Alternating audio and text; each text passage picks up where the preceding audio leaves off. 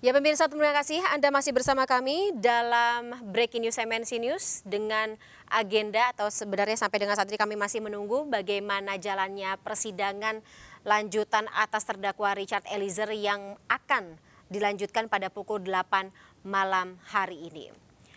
Dan rencana sidang hari ini juga mendengarkan kesaksian dari orang-orang terdekat Verdi Sambo atau terdakwa Verdi Sambo dan juga Putri Chandrawati yang didakwa atas kasus pembunuhan berencana atas Brigadir Yosua Huta Barat, pemirsa. Ya, kita akan memantau bagaimana pengamatan dari pihak yang juga menyaksikan sidang hari ini, pemirsa. Sebelumnya saya akan informasikan terlebih dahulu semua terdakwa ini atau semua terdakwa dalam sidang atau ya semua terdakwa yang ada dalam persidangan sebelumnya, pemirsa, baik Ricky Rizal maupun Kuat Ma'ruf serta beberapa terdakwa yang berasal dari institusi Polri atau pejabat dalam institusi Polri ini juga mengaku tidak bisa menolak perintah dari Verdi Sambo dan juga Putri Chandrawati, di mana pakar hukum sebelumnya juga mengatakan mereka seharusnya punya pilihan untuk menolak perintah yang salah. Tetapi bagaimana dari kacamata psikologis atau psikologi forensik lebih tepatnya, kami sudah terhubung bersama dengan pakar psikologi forensik malam hari ini, Bapak Reza Indragiri dalam MNC News Breaking News. Selamat malam Pak Reza. Halo, selamat malam. Baik, Pak Reza, dari semua saksi yang hadir, baik yang saksi berasal dari kalangan sipil maupun juga saksi yang juga ditetapkan sebagai terdakwa dari katakanlah Kuat Ma'ruf, Ricky Rizal, kemudian Hendra Kurniawan dan juga yang lainnya yang juga melakukan tindak obstruction of justice, semuanya mengatakan bahwa mereka tidak berani menolak perintah dari Verdi Sambo. Analisa Anda, Pak Reza, ini adalah praktek yang memang cukup common kah di kepolisian? Tidak terlalu mengejutkan bahwa kemudian para terdakwa hari ini berbondong-bondong mengeroyoki terdakwa FS dan terdakwa PC barangkali. Kenapa? Kalau sebelumnya barangkali mereka sangat membanggakan jiwa korsa, solidaritas dalam korps yang ditunjukkan lewat kepatuhan, kesetiaan, loyalitas dengan sesama sejawat, tapi seiring dengan perjalanan waktu, dimulainya proses persidangan tampak terang benderang di hadapan mereka bahwa mereka berhadapan dengan pasal 340 dengan ancaman maksimal hukuman mati. Saya yakin tidak ada satu orang pun terdakwa di persidangan itu yang ingin dihukum mati. Tidak ada satu orang pun personil polisi yang ingin dipecat secara tidak hormat dari institusi mereka. Alhasil, dari yang semula jiwa korsa, mindset mereka langsung banting setir menjadi SDM selamatkan diri masing-masing. Nah, tinggal lagi agar bisa selamat, mereka akan mengajukan alibi apa, akan mengedepankan pembelaan diri seperti apa. Salah satunya adalah seperti yang diutarakan oleh para terdakwa bahwa apa yang mereka lakukan adalah salah. Apa yang mereka lakukan adalah pidana. Tetapi ada satu hal yang bisa menghapus itu semua, ada satu hal yang bisa memaafkan, yaitu bahwa perbuatan salah tersebut, perbuatan pidana tersebut dilakukan semata-mata karena ketidakmampuan mereka untuk menahan adanya tekanan dari senior, dari pimpinan, dari atasan, dari komandan. Pertanyaannya, apakah kemudian hakim akan serta-merta menelan bulat-bulat klaim para terdakwa itu? Saya yakin tidak.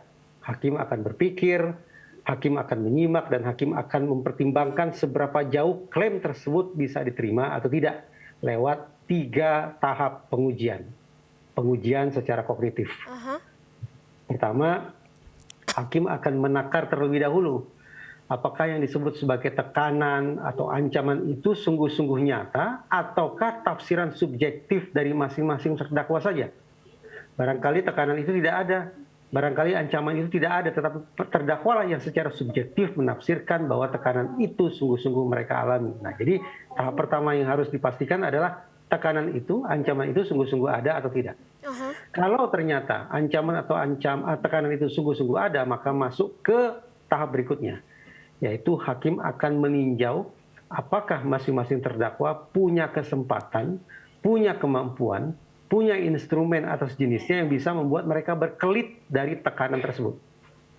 Kalau ternyata hakim teryakinkan bahwa masing-masing terdakwa tidak punya kesempatan, tidak punya kemampuan, tidak punya instrumen atau sejenisnya untuk menghindar dari tekanan atasan, untuk mengelak atau melawan perintah komandan, maka masuk ke tahap ketiga, yaitu hakim akan menguji apa kira-kira resiko yang akan dialami oleh masing-masing terdakwa ketika mereka menentang perintah atasan yang salah tersebut. Andaikan bahwa masing-masing terdakwa akan mendapatkan resiko atau konsekuensi yang sangat negatif, maka bundar sempurna. Boleh jadi hakim akan menerima klaim dari masing-masing terdakwa bahwa atasanlah, tekanan komandanlah yang membuat mereka melakukan perbuatan salah tersebut. Jadi secara tidak langsung ini bisa jadi alasan pemberat untuk Verdi Sambo ke depannya seperti itu ya Pak Reza ya? Tadi saya katakan, saya sangat yakin bahwa seluruh terdakwa akan mengeroyoki beramai-ramai orang yang dulu berada pada posisi sebagai pimpinan mereka itu, yaitu terdakwa FS. Baik Pak Reza. Pak Reza, terima kasih sekali atas informasinya, insight Anda dalam MNC News Breaking News malam hari ini. Sehat selalu Pak Reza, kita ketemu dalam kesempatan selanjutnya. Terima kasih, sampai jumpa. Ya, pemirsa, kita kembali ke jalannya sidang di Pengadilan Negeri Jakarta Selatan atas terdakwa Richard Eliezer. Saat ini tampaknya sudah dimulai kembali pemirsa lanjutan dari sidang atas terdakwa Richard Eliezer terkait dengan agenda pemeriksaan saksi-saksi. Saudara peluk. Siap. Apa yang disampaikan saudara Putri? Enggak ada. Tidak ada. Tadi saudara ngomong katanya Joshua nggak boleh naik. Ketahuan bohong saudara. Iya kan? Itu sesudah saya manggil-manggil om tolong om. Tadi om, bilang gitu. katanya tidak ada.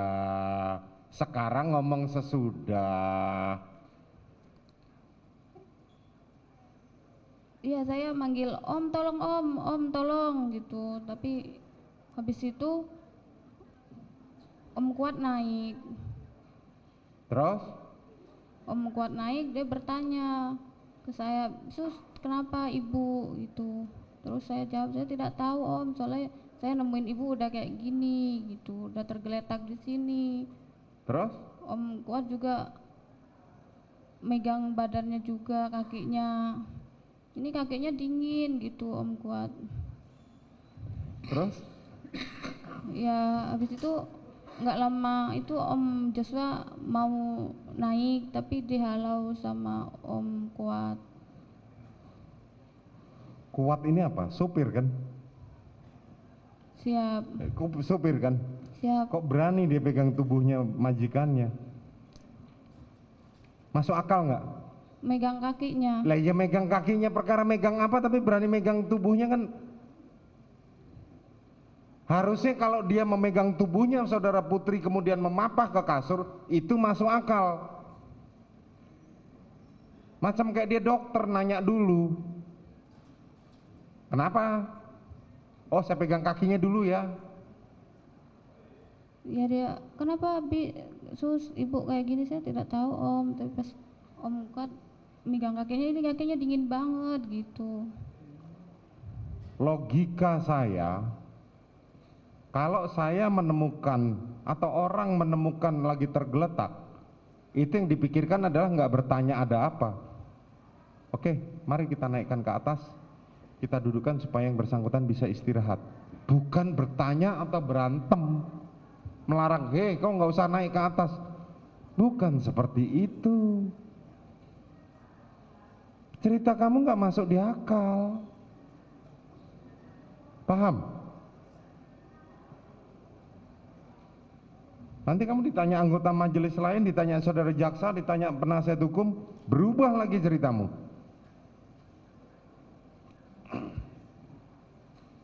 Oke. Setelah itu apa yang dilakukan saudara Kuat? Saya minta tolong Om Kuat untuk memapah ibu. Terus saya angkat ibu di papah itu, tak peluk sambil diangkat untuk masuk ke kamar. Saya bantuin Om Kuat, tapi kamar mandinya bukan jadi satu dengan kamar? Kamar mandinya di luar. Oke, di luar. Terus? Saya masuk ke dalam untuk memapah ibu. Ibu tak peluk dari depan, terus Om Kuat menjaga-jaga di belakang. Habis Oke, itu saudara kuat terusan jaga-jaga di belakang terus. habis itu saya masuk ke kamar. Terus saya dudukin ibu dulu untuk beres-beres kasurnya yang berantakan. Saya beresin kasur, selimut, sama bantal, sama tata kembali untuk nidurin ibu. Baru habis itu saya nidurin ibu ke kasurnya ibu dulu. Terus? Habis itu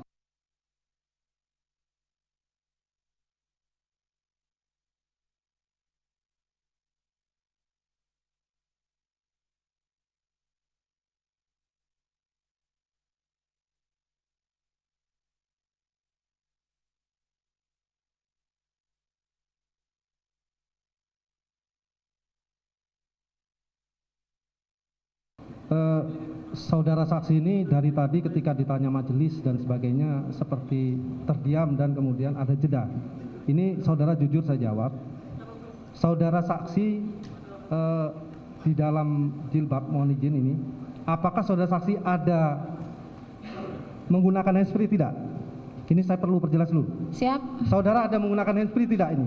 Ada yang mengajari saudara sekarang? Tidak ada. Tidak ada? Tidak. Dipastikan itu tidak ada? Tidak ada. Tidak ada ya?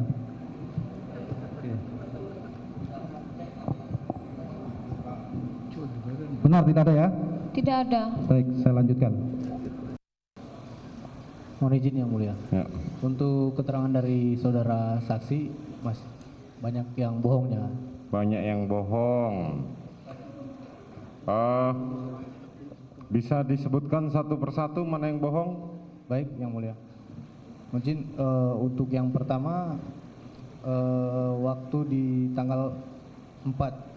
Tanggal 4 itu waktu yang katanya ada pelecehan, Bapak. Saudara Joshua mengangkat korban, mengangkat putri. Benar yang mulia. Dan itu memang saya lihat yang mulia. Tapi di situ saudara saksi menjelaskan bahwa saya mengatakan jangan gitulah bang, mengatakan kepada Joshua, padahal itu tidak benar yang mulia. Saya tidak berkata seperti itu yang mulia. Tapi saudara lihat. Saya melihat yang mulia.